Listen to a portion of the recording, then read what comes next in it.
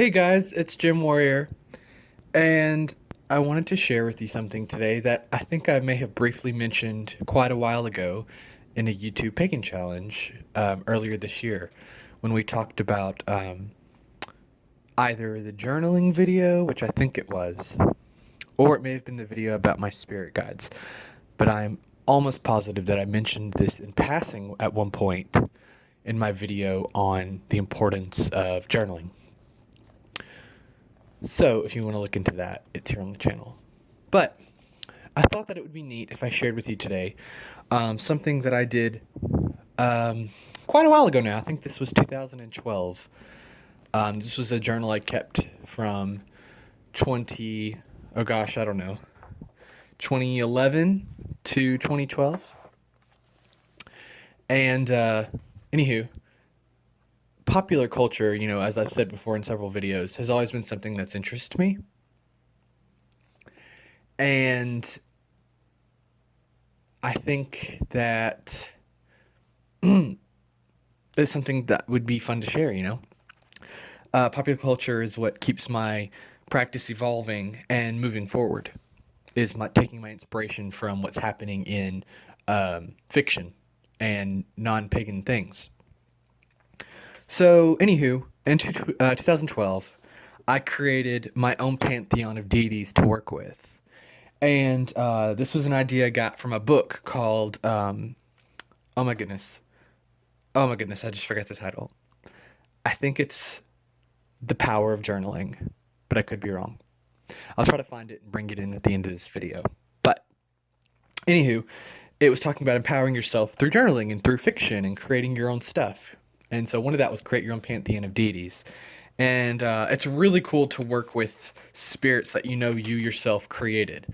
Of course, we could get into this big philosophical, metaphysical debate about whether I created these deities or they revealed themselves to me. But we won't go there. You can come up with your own answer for that.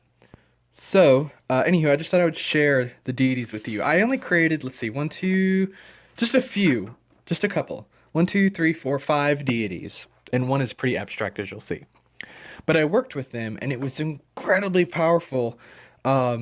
Occasionally, I will think of them and call on them again, but not super often. But of course, now that I'm bringing this up to you, it definitely makes me want to work with them again.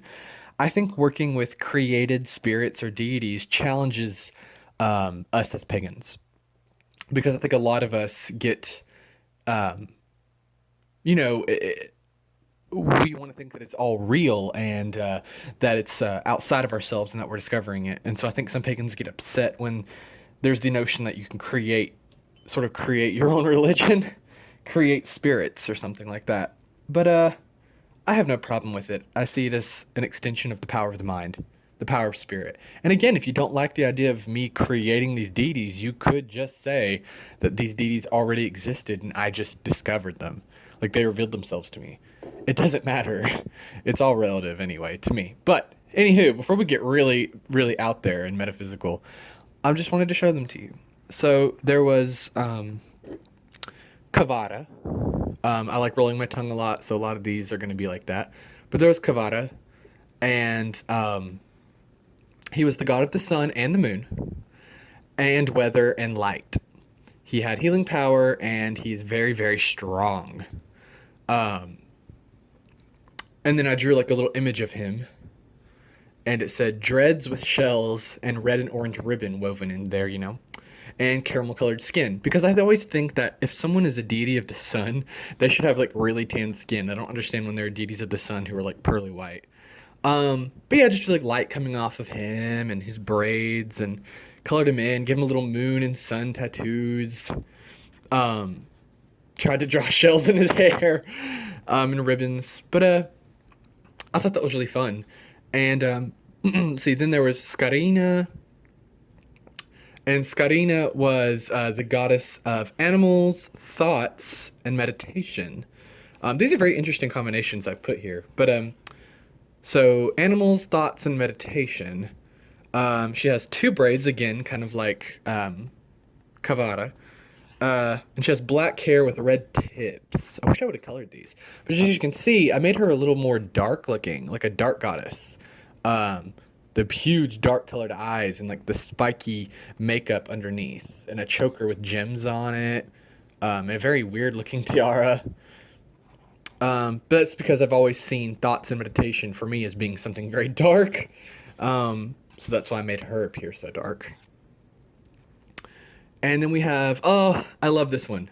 This was inspired by me working with a spirit at the time called Jack in the Green. Well, I think we all know Jack in the Green Man, etc. But anyway, I lovingly based this off of Jack. I love Jack. Bentoro.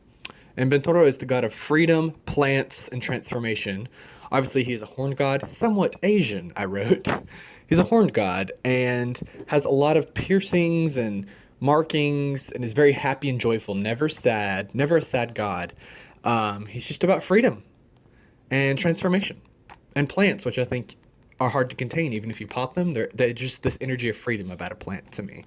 So that's why I made him a god of that. And then there was Mera, the goddess of magic and arts. Let's see, covered in spiral tattoos, face always in windswept hair.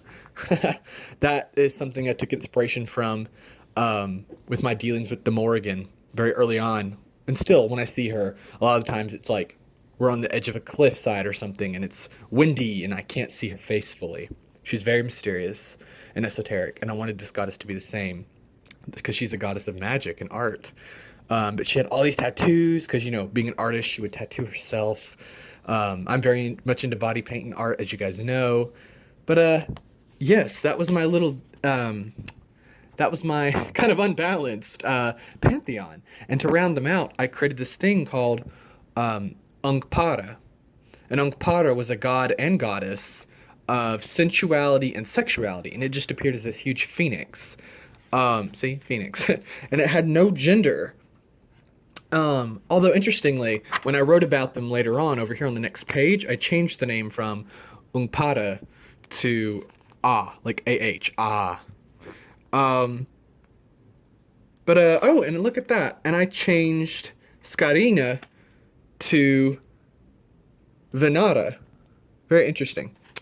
But, yeah, I thought it was something really fun and empowering, you know, to be able to create my own pantheon of deities, so I didn't have to listen to anyone else's rules about those gods, and I didn't have to worry about them judging me or me projecting my own like hate or shadow onto them. They were definitely just a whole new creation that served solely to help me and guide me and to nourish me, and I really liked that. They were my own selfish pantheon, and they really helped me because I think sometimes working with something that has existed before you can be intimidating and can be scary because you're prone to kind of listen to the rules about those said deities that other people have set up for you. And I think the power in creating your own deities and spirits and elements and correspondences or anything for that matter in your practice is extremely empowering because you don't have to listen to anyone else. You create the rules. And I think in doing that, by me creating my own gods, it allowed me to kind of get that backbone that I needed to when it does come to working with other things that have been established before me.